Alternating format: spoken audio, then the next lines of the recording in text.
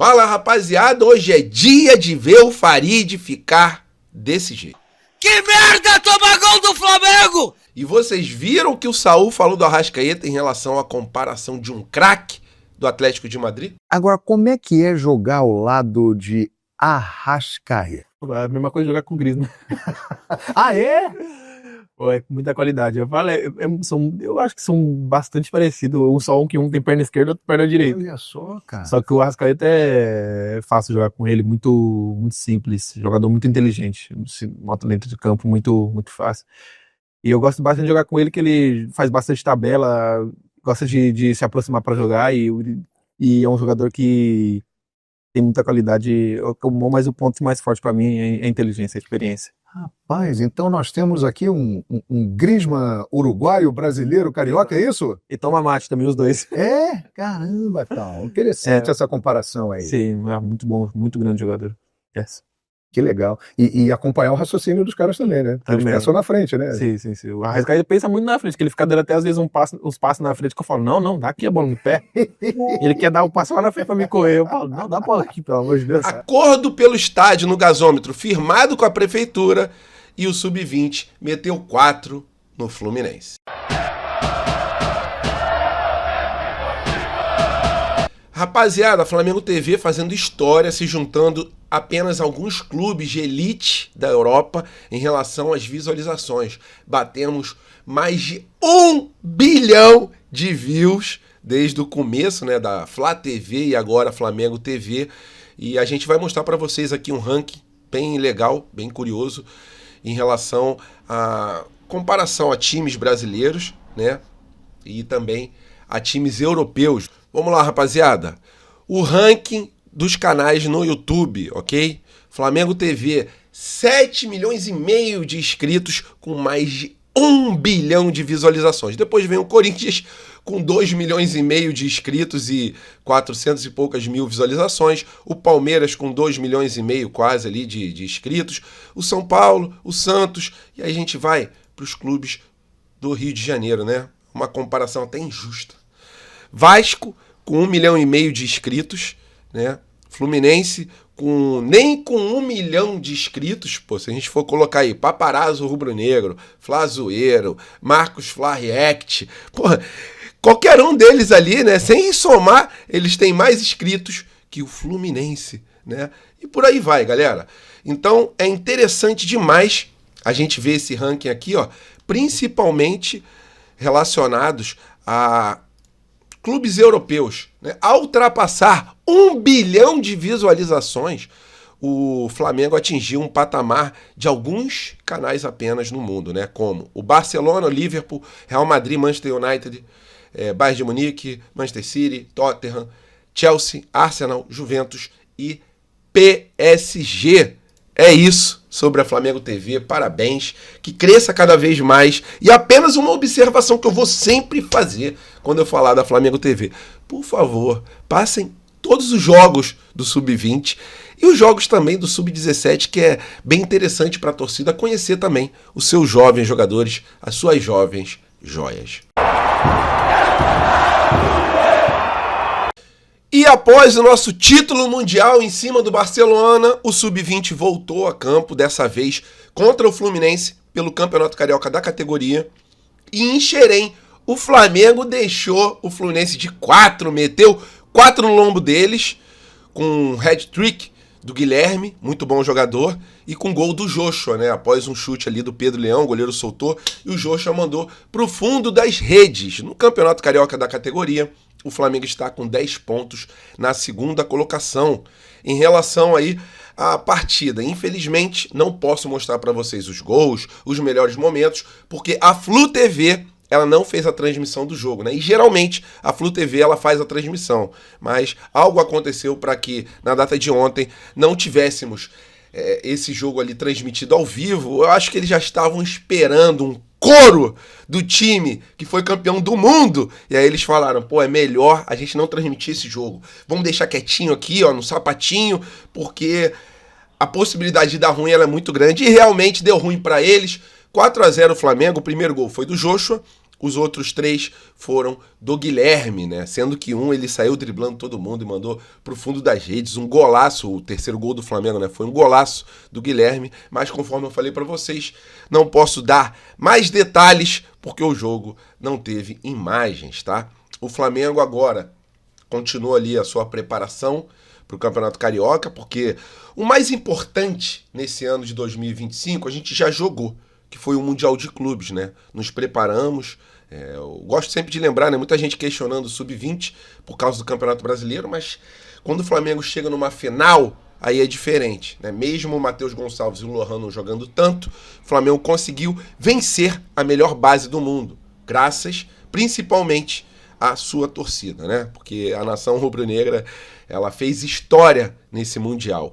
E falando sobre Lohan e Matheus Gonçalves, os dois saíram do Flamengo. Matheus Gonçalves foi vendido por mais ou menos 50 milhões de reais, foi lá para o Oriente Médio, e o Lohan foi emprestado para o Pisa, né, contrato de uma temporada, e caso o Pisa queira comprar o jogador, o passe está fixado em 5 milhões de euros, sendo que o Flamengo ficará com 50% do passe do atleta, né? E o Pisa não é aquele time top lá da Itália, então a tendência é que ele se destaque e outro clube queira o levar, né? Somente se algo der muito errado, né? Porque o Lohan, capacidade, galera, eu sei que o Lohan não desabrochou no time do Flamengo, mas é um jogador de muita capacidade, sendo bem trabalhado e tendo a cabeça no lugar. O Matheus Gonçalves também é um grande jogador, um moleque habilidoso.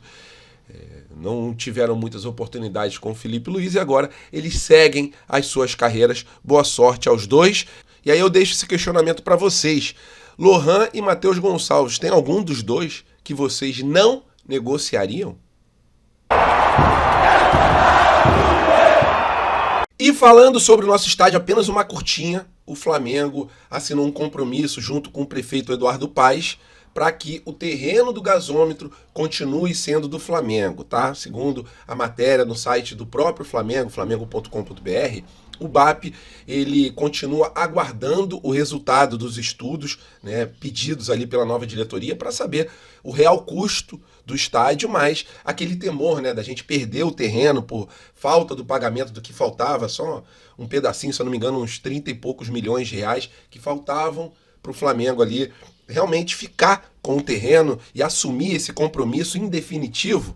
Esse acordo ele foi firmado com a prefeitura e o Flamengo ainda aguarda os resultados dos estudos, mas o estádio sairá. Não sairá no prazo que foi colocado ali pela última diretoria, né, que seria em 2029. Mas esse estádio vai um pouco mais para frente, as obras vão demorar mais um pouco, mas o estádio sairá, né? E caso a gente faça um estádio nos moldes ali do estádio do Palmeiras, do acordo que eles fizeram no estádio do Palmeiras, se isso acontecer, a obra não será tão dispendiosa em relação à parte financeira e o Flamengo pode continuar do jeito que está em relação ao time principal, né? E caso tenha show, no dia do show, a gente pode jogar no Maracanã, porque a gente faz a gestão também do Maracanã. Mas a gente sabe que o Maracanã é um estádio de políticos, né? Pelo menos no meu ponto de vista, o estádio do Maracanã é cheio de gatilhos ali que prejudicam o gestor oficial, que é o Flamengo, junto com o Fluminense. Então é isso, o maior sonho dos rubro-negros, próximo de se realizar, não no prazo determinado de 2029, mas próximo de se realizar. O terreno é nosso e o estádio será construído na melhor localização possível para um estádio no Rio de Janeiro. E hoje, rapaziada, às 4 horas da tarde, com transmissão da Rede Globo, o Flamengo enfrenta o Grêmio e eu tô com a expectativa lá em cima, tô doido para enfrentar o Grêmio pelo retrospecto que o Flamengo tem tido, tanto contra o Grêmio, quanto também com os outros clubes. O Flamengo está jogando um futebol redondinho. E aqueles 8-0 em cima do Vitória não é para iludir ninguém, mas sim é para mostrar um Flamengo coeso dentro de campo, um correndo pelo outro e não desperdiçando, né? Isso é importante a gente falar, não desperdiçando as oportunidades que a gente tem, porque um tempo atrás a gente finalizava mal. A gente criava várias chances, mas a gente não convertia essas chances em gols. E hoje em dia a gente tem conseguido transformar elas intentos. Então o Flamengo deve ir a campo com apenas uma modificação, com a ausência do Jorginho, que não treinou durante a semana por causa de um desconforto muscular. A princípio, o Flamengo entra em campo com o goleiro Rossi no gol, lateral direito Varela, o esquerdo Ayrton Lucas. Na zaga, aquela dupla que já ficou ali fixa, né? Onde não tem rodízio é na zaga rubro-negra. Léo Pereira junto com Léo Ortiz, e muita gente questiona, poxa, mas não pode botar eles para jogar todos os jogos. Mas como o Flamengo, galera, tem ali uma defesa que começa no ataque, com uma marcação muito em cima, geralmente o Léo Pereira e o Léo Ortiz não precisam correr tanto, se desgastar tanto durante as partidas, então por isso o Felipe Luiz colocou mais uma vez essa dupla, que é de muita confiança dele. No meio campo, o Alan ou o Jorginho, provavelmente o Alan, por causa desse desconforto do Jorginho, ao lado do Saul, um pouco mais na frente o Arrascaeta, e no comando de ataque, Plata, Samuel Liso e o Pedrão, que na última partida ele fez o que estava querendo fazer há muito tempo, né? Vários gols, e assumindo praticamente novamente a titularidade do time rubro-negro. Lógico, depende muito, né, de como o Felipe Luiz vai colocar o time em campo, mas se o Pedro tiver um pouquinho de chance de jogar, o Felipe Luiz colocará ele como titular nas partidas, pelo que ele vem desempenhando dentro de campo. É isso sobre o time que vai entrar em campo. Meu palpite para esse jogo, galera. Eu sempre tenho muita humildade, mas hoje eu não vou falar 2-0 Flamengo, não. Vou falar 3-0 o time do Flamengo. Quero o Farid vermelho, igual um tomate, e com bom desempenho dentro de campo, né? Quero muito que a gente relembre 2019, porque a torcida vai estar lá empurrando o Flamengo para frente. Os jogadores estão numa sintonia, que eu acho que é a melhor sintonia desde o começo ali do Felipe Luiz à frente do time do Flamengo, né? Que ele começou no ano passado a tocar esse time, tá tocando o time muito bem, tá mostrando que é um técnico europeu aqui no Brasil, né? Mesmo sendo brasileiro, mas a mentalidade é toda europeia, principalmente em relação a não ter titular. Ele monta o time de acordo com o adversário. Quero muito saber o palpite de vocês. Coloca aqui embaixo do vídeo, lógico. Bom jogo a todos. E o Arrascaeta sendo comparado com Griezmann. Griezmann, que jogou muito no Atlético de Madrid, uma lenda do futebol europeu. E o Samuel Lino, que é liso. Pô, que contratação, rapaziada. O cara ali consegue destruir a linha defensiva adversária de uma forma muito simples, né? Aquele famoso drible raio-x que muita gente fala, né? Quando a gente tá jogando uma pelada, aí o cara tenta passar ali no meio de dois e acaba trombando com o adversário. A gente fala, irmão, tu quer o quê? Fazer o drible raio-x? Passar no meio do adversário? Parece que a gente jamais iria ver um jogador fazendo isso. Mas o Samuel Lino é esse cara que a gente acha que ele não vai passar, porque tem 2, 3 adversários, e ele parece que aplica o drible raio-x. Então, Samuel Lino, que jogou com o Griezmann, ele falou em relação ao Arrascaeta, que o Arrascaeta ele é muito parecido com o Griezmann, né? Um cara de muito raciocínio, pensa lá na frente, dá passes açucarados e tem muita habilidade. Então, bem legal essa situação. Apenas uma rapidinha aqui para a gente poder falar sobre esse assunto e exaltar o Samuel Lino, que tá mandando muito bem. E se Deus quiser, hoje ele vai fazer barba, cabelo e bigode no Grêmio, né? Que eu tô com uma vontade de ganhar do Grêmio que vocês não têm noção. Tô doido para ver o Farid vermelho igual um tomate. Então, hoje tem Samuel Lino no campo, temos Arrascaeta em campo também. E o Arrascaeta, galera, é um jogador que poderia sim jogar no futebol europeu, poderia fazer uma carreira no futebol europeu, porque ele tem muita qualidade, né? Um jogador, um camisa 10 clássico, raro da gente ver hoje em dia. Então ele poderia ir para a Europa, não iria direto para um Real Madrid, Barcelona, mas ele poderia fazer o que muitos jogadores fazem, né? Ir para um time de média expressão na Europa e se destacar. Daqui a pouco vem um time grande desse e leva o jogador, né? Mas o Arrascaeta, ele tá feliz aqui no Rio de Janeiro, ele tá feliz jogando pelo Flamengo, ele é ídolo de uma torcida que é a maior torcida do mundo. Pô, cara, imagina, cara, quando a gente como torcedor, quando sai um gol, a gente fica felizão, né, cara? Parece que a gente tá jogando lá dentro de campo. Imagina ser um jogador amado por... Aqui. Fico realmente arrepiado, galera, porque imagina ser um jogador amado por mais de 50 milhões de fanáticos, como é o caso do Arrascaeta.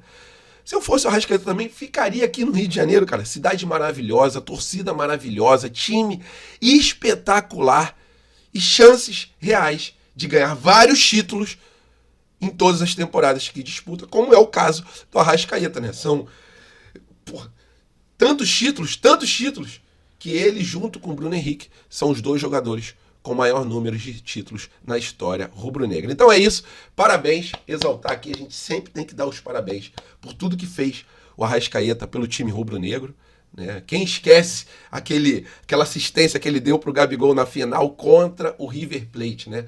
Uma assistência ali que ele teve que se jogar na bola, deu um carrinho, tocou e deixou o Gabigol na cara para poder fazer o primeiro e trazer pra gente, né, uma emoção que a gente jamais imaginava, pelo menos eu jamais imaginei ser campeão da Libertadores por tudo que eu passei na minha infância. Mas nos organizamos e chegamos no topo. É isso em relação a Arrascaeta e Samuel Lino. Parabéns aos 2, que os 2 arrebentem com o Grêmio, porque eu quero ver a carinha do Farid após esse jogo.